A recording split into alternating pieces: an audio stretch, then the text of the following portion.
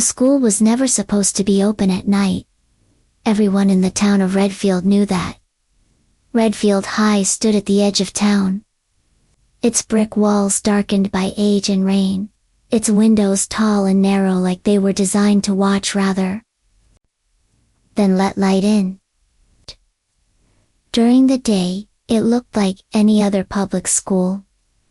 Loud hallways, flickering lights, lockers dented by years of bored teenagers. But at night, the building changed. Teachers said it was just imagination. Janitors said it was old pipes and bad wiring.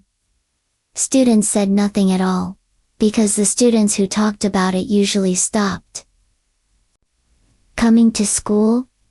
There were 7 of us in detention that Friday. Not the normal kind. This was after hours detention. A punishment no one remembered agreeing to.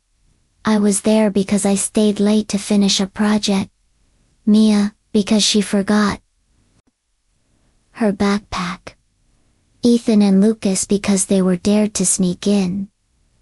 Rachel, Ben, and Tyler because they thought it would be funny. We all met in the front hallway around 6:40 p.m. The doors locked behind us, with a heavy mechanical click. At first, we laughed. Relax, Lucas said. It's a school, not a prison. But the lights didn't turn off the way they were supposed to. Instead, they dimmed like the building was conserving energy. That's when the announcement played. Not over the speakers, inside our heads. Students, a calm voice said, please return to your assigned classrooms. Mia froze. Did anyone else hear that? No one answered. The hallway stretched longer than it had that morning. Lockers lined both sides, identical, endless. Classroom numbers repeated out of order. Room 214. Room 214.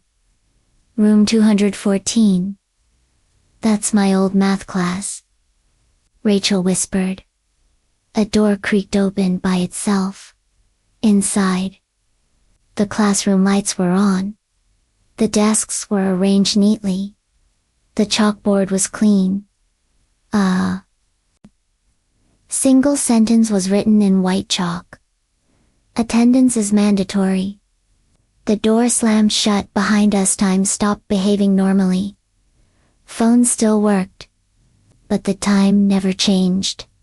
6:47 p.m. Always 6:47.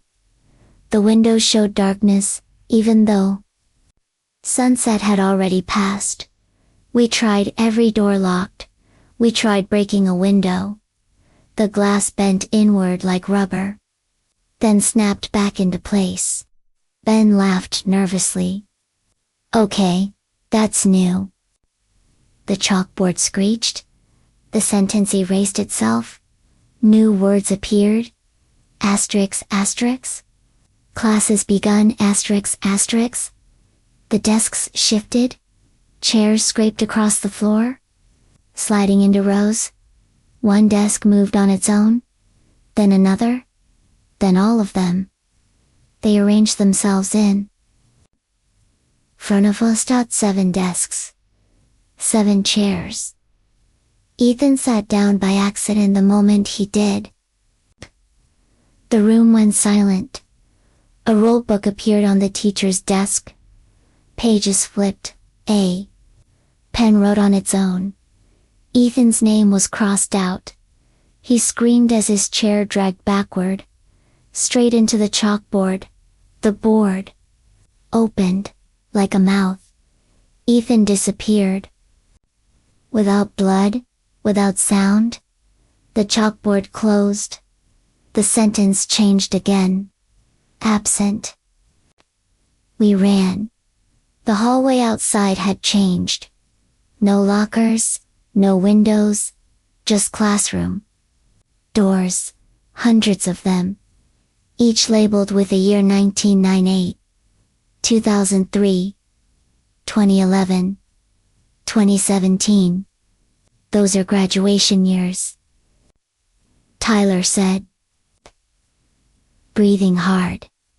We opened one. Inside were students, sitting perfectly still, eyes open, unblinking.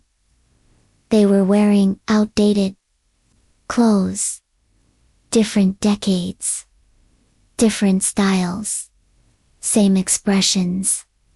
Empty, Mia whispered. They're still here. The intercom crackled. Learning is permanent, the voice said. Leaving is not. One by one, the school collected us.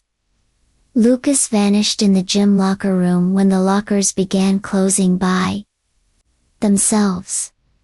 Ben followed a bell sound into the auditorium and never came back. Tyler tried to break a fire exit and was pulled into the floor as if it were wet cement. The school wasn't killing us. It was enrolling us. Rachel broke down in the library. I don't want to be here forever. A teacher appeared. Not a ghost. Not a monster. Just a teacher, baseless smooth skin, where eyes and mouth should be. You already are, it said. Rachel sat at a desk. She stopped crying. She didn't stand up again. Only Mia and I were left. We hid in the science wing. The smell of chemicals filled the air. The lights flickered violently. On the wall was a plaque, *** red. Field High School Est, 1954. Below it, scratched into the metal, were names, hundreds of them. Some were crossed out, some weren't. Mia pointed. My name was there, but hers was W. The intercom crackled. One final time. Final exam. The voice said. The classroom door opened. Inside was a single desk. One chair. One test paper. The questions were simple. Asterisk, who stays? Asterisk, Mia shook her head. No. We both leave. But the chair only fit one. The lights dimmed. The bell rang. I understood. The school always let someone graduate. I sat down. The door opened behind Mia. Sunlight flooded the hallway. She hesitated. I won't forget you, she whispered. The bell rang again. She ran. The moment the door closed, the classroom went quiet. The paper filled itself in. Pass. They say the school is empty at night. They're wrong. If you walk past Redfield High after dark, you might hear a bell ring, or a chair scrape, or breathing. And if you see a classroom light still on, don't look inside. Attendance is mandatory.